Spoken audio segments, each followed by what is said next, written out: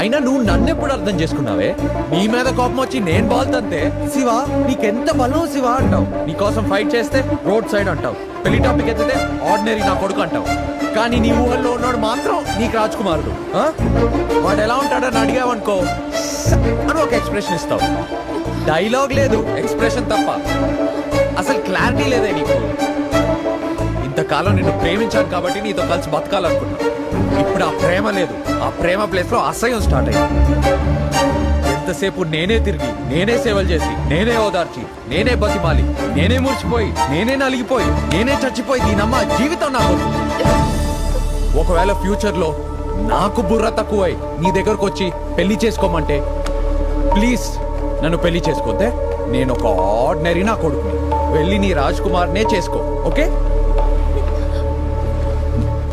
భ్రమరాంబకు కోపం వస్తుంది. శివగాడికి చిరాకు వచ్చింది. అయితే ఏంటి? ఏంసే భ్రమరమ్మ కోపం వచ్చింది, భ్రమరమ్మకి నవ్వు వచ్చింది, భ్రమరమ్మకి ఇది వచ్చింది, భ్రమరమ్మకి అది వచ్చింది. ఏ మాకేం రావా? ఇప్పుడు వచ్చాయి. అన్ని భ్రమరమ్మకే వస్తాయా? చూసించాలే గాని బయలుదేరు.